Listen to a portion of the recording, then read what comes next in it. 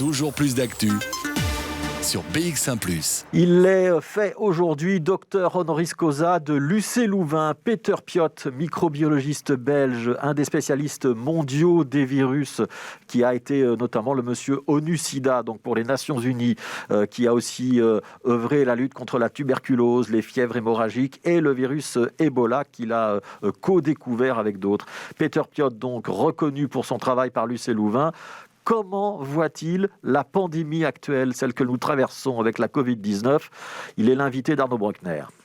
Peter Piot, bonjour. Bonjour. Vous êtes actif depuis des décennies dans la lutte contre la propagation des virus dans le monde, le sida, le virus Ebola. Comment est-ce que vous analysez cette pandémie qu'on vit actuellement et surtout comment, selon vous, est-ce qu'on va en sortir ? C'est quelque chose à laquelle on s'attendait depuis longtemps. Pendant des années, j'ai donné des conférences sur le thème « Est-ce qu'on est prêt pour la prochaine pandémie ?» Et la réponse était non. Et entre virologues, on était persuadés que ça allait venir parce que ce sont des zoonoses, donc des virus qui viennent d'autres animaux que nous. Et ça arrive de temps en temps. Et ça, on ne peut pas éviter, mais ce qu'on pourrait éviter et qu'on devrait éviter, c'est que ça devienne une grande épidémie. Vous pensez que le Covid, est-ce qu'on arrivera à l'éradiquer ou est-ce qu'on devra vivre avec comme le sida, par exemple ? Moi, je crois qu'on devra vivre avec, mais à un niveau, bien sûr, beaucoup plus bas que maintenant.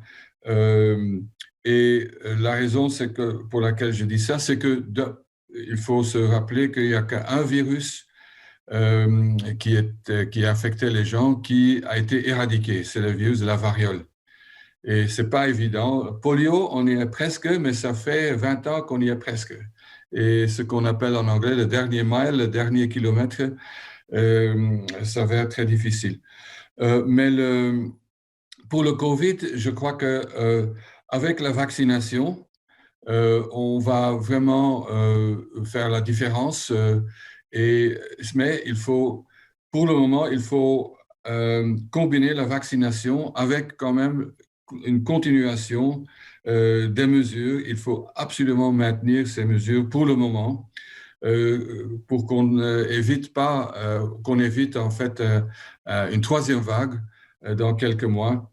Même si avec le temps, enfin l'été qui va venir un jour, ça va s'améliorer. Mais donc, je pense qu'on aura le vaccin, tout le monde doit être vacciné.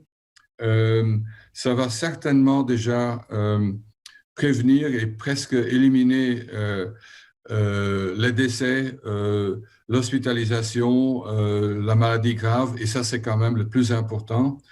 Mais il faudra continuer à porter par exemple un masque quand on est enrhumé, le nez qui coule, comme c'est le cas depuis un siècle au Japon, par exemple. Mais la bonne nouvelle, c'est que je crois que, comme on dit en anglais, il y a de la lumière à la fin du tunnel, mais on n'y est pas encore. Et donc, maintenant, maintenir les efforts et se faire vacciner, bien sûr. On sait que vous avez été nommé conseiller spécial en matière de Covid auprès d'Ursula von der Leyen, donc au niveau de la Commission européenne. Est-ce que vous pensez que cette gestion de la pandémie, elle doit plutôt se gérer à un niveau européen ou encore supérieur, plutôt que des petites gestions à chaque niveau, vu qu'on sait que chaque pays actuellement a finalement sa propre réalité en matière de Covid, vu que chaque pays a ses propres mesures ? En fait, ce qu'il faut, c'est une action à plusieurs niveaux. Au niveau de la communauté, dans chaque communauté, au niveau mondial et au niveau régional et européen. Et ça dépend pourquoi. Mais, par exemple, tout ce qui concerne les politiques de voyage, de passer les frontières et tout ça, un pays en soi ne peut pas, enfin, peut prendre des mesures, mais il faut que ça soit harmonisé, disons, au niveau européen dans notre cas. Là où la Commission a fait, pour moi, un très bon travail, c'est l'achat des vaccins pour tous les États membres. Et ça, c'est surtout pour les petits pays et les pays qui ont moins de pouvoir d'achat, disons. aurait été à la fin de l'embouteillage pour avoir accès au vaccin. Ce n'est pas le cas pour l'Allemagne ou la France ou ça, mais la Belgique, c'est déjà un marché de 11 millions. On dépend de l'un des autres, donc il faut une réponse internationale et les virus ne connaissent pas de frontières. C'est pour ça que l'Union européenne doit s'occuper de ça, mais la santé n'est pas une compétence légale, comme on dit, de l'Union européenne. Et je comprends ça très bien pour les systèmes de santé, les soins, tout ça, c'est très particulier pays par pays pour des raisons historiques. Mais en ce qui concerne les épidémies, là, je crois qu'il faut faire pour qu'il y ait cette compétence au niveau de l'Union européenne. Une dernière question, Peter Piot, vous nous le disiez un petit peu plus tôt que vous le disiez depuis plusieurs années qu'il fallait finalement s'attendre à une situation comme celle-ci ou en tout cas à vivre une pandémie. Est-ce que vous pensez que dans le futur proche ou plus lointain, on est encore amené à revivre des épidémies, des pandémies comme ça? Il est difficile de prévoir l'avenir, je n'ai pas ma boule de cristal, mais il est quasiment certain qu'on aura d'autres épidémies, d'autres pandémies, parce que ces virus viennent d'animaux et de temps en temps infectent une personne, un être humain, et en général, ça ne mène à rien, sauf pour la personne en question, mais une fois que ce virus s'adapte bien à l'homme, et surtout si peut se transmettre par voie respiratoire, on aura une nouvelle épidémie. Moi, je pensais toujours qu'on aurait une nouvelle épidémie de grippe, une nouvelle variante de grippe qui est complètement différente et qui n'est pas protégée par les vaccins. Mais j'avais tort, c'était un coronavirus, mais ça va venir. Et donc, il se peut que ça va se passer de plus en plus fréquemment. Parce que avec le réchauffement de la planète et aussi l'interaction entre l'homme et les animaux, la destruction de la nature. Mais donc, il faut se préparer.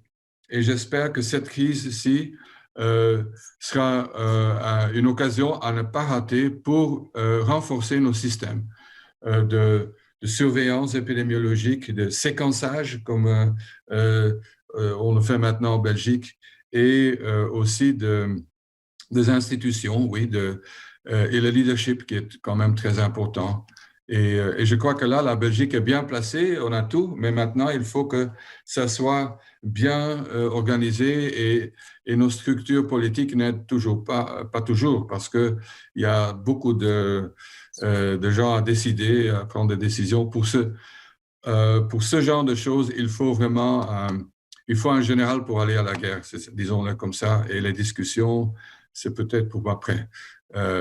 Mais bon. Mais donc, il faut se préparer pour l'avenir, ça c'est sûr. Merci à vous, Peter Piot. S'il faut encore vous présenter, vous êtes microbiologiste, ancien directeur d'ONU-SIDA, donc c'est le programme des Nations Unies pour coordonner la lutte contre le sida, et vous êtes actuellement à Londres, vu que vous êtes le directeur de la London School of Hygiene and Tropical Medicine. Merci à vous, Peter Piot. Merci, M. Buquet. Voilà, Arnaud Bruckner avec Peter Piot.